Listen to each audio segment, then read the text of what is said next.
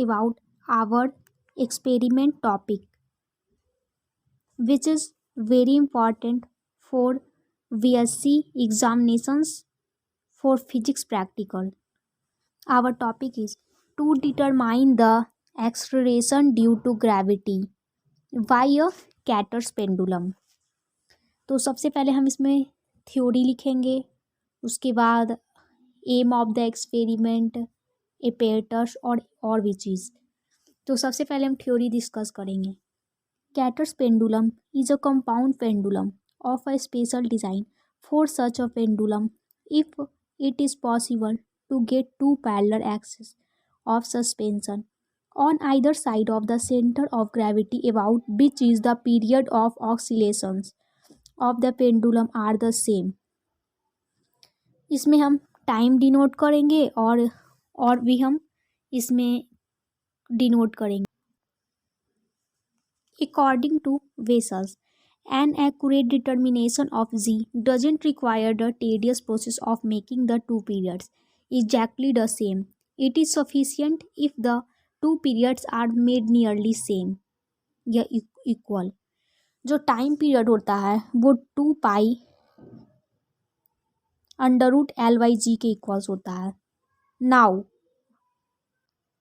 if T1 and T2 represent two nearly periods about the axis of suspension and L1 and L2 represents the respectively the distances of the two axes of suspension from the center of gravity of the pendulum, then T1 is equals to 2 pi √L1 का square plus K2 by L2G.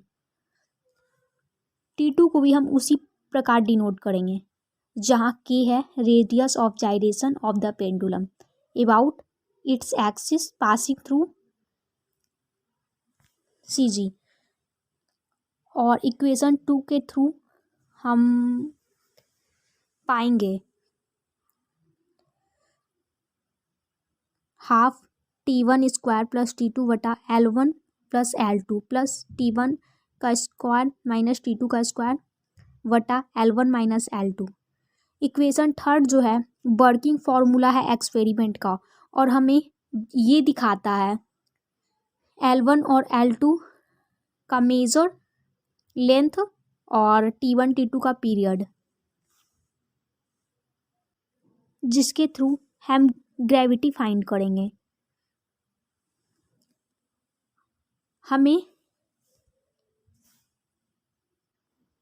इस experiment को तैयार करने के लिए Kater's pendulum, telescope, meter scale और एक stop watch की ज़रूरत है.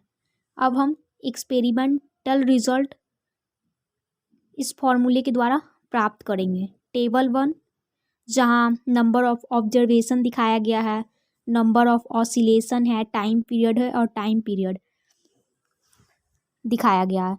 अगर हम पहला ऑब्जर्वेशन में नंबर ऑफ एक्सीलेशन 5 है और टाइम पीरियड T1 है K1 9.2 और T1 T2 8.7, उसी तरीके से हम बाकी सब भी को भी दर्शाएंगे.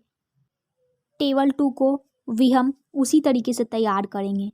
Number of observation, knife edges, time period, coefficient और मीन टाइम को दिखा देंगे जहाँ पर टाइम वेरिएशन है और ये है. इसमें हम प्रिकॉशंस रखेंगे. The amplitude of oscillations must be kept very small so that the motion is truly simple harmonic. यानी कि जो भी ऑसिलेशन का एम्पलीट्यूड होगा वो बहुत कम होगा और जो मोशन होगा सिंपल हार्मोनिक होगा. Knife edges must be horizontal and parallel to each other.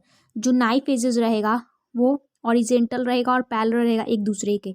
So that the oscillation are confined in a vertical plane. ताकि जो घूर्णन हो, ऑसिलेशन हो, वो वर्टिकल प्लेन में हो और पेंडुलम रहे एक ही स्थिति में रहे, उसमें कोई चेंज ना आए. हमारा थर्ड प्रिकॉशन है correction for the finite arc of swing of the pendulum may be concluded by measuring the angles of the swing. यानी कि जो भी हम उसका एंगल मेजर करेंगे उसमें दिखाएंगे हम कुछ करेक्शंस रेडियंस के थ्रू, और उसी प्रकार हम करेक्ट पीरियड और टाइम ऑब्जर्व करेंगे। Precaution number 4, for greater accuracy, मतलब ज़्यादा से ज़्यादा एक्यूरेसी के लिए measure the time period by the method of coincidence. Fifth our fifth observation is that change the distance between two knife edges and again repeat the experiment। यानी कि जो दो नाइफ एजेस के बीच की दूरी है उसको बदलते रहना और बार बार इस एक्सपेरिमेंट को दोहराते रहना। ऐसे इसमें कुछ एरर्स भी आएंगे, जैसे स्टैंडर्ड वैल्यू ऑफ जी है, यानी ग्रेविटी का स्टैंडर्ड वैल्यू है 9.8 मीटर पर सेकेंड स्क्वायर, और जो एक्सपेरिमेंटल वैल्यू जी का निकल रहा है वो है 9.86 मीटर पर सेकेंड स्क्वायर। तो जो इसका परसेंटेज एरर होगा जो भी 0.86 प्लस 9.86 बटा 900, यानी कि जो निकलेगा परसेंटेज एरर वो है 0.6%। बस यही एक्सपेरिमेंट है जो हमारे परीक्षा के लिए बहुत ज़रूरी है। ये एक्सपेरिमेंट नंबर 1 एग्ज़ाम की दृष्टिकोण से काफ़ी महत्वपूर्ण है और हमेशा एग्ज़ाम में पूछे जाते हैं। सो यदि आपको ज़रूरी लगे तो प्लीज़ इसे नोट डाउन करें। And thank you for watching this video.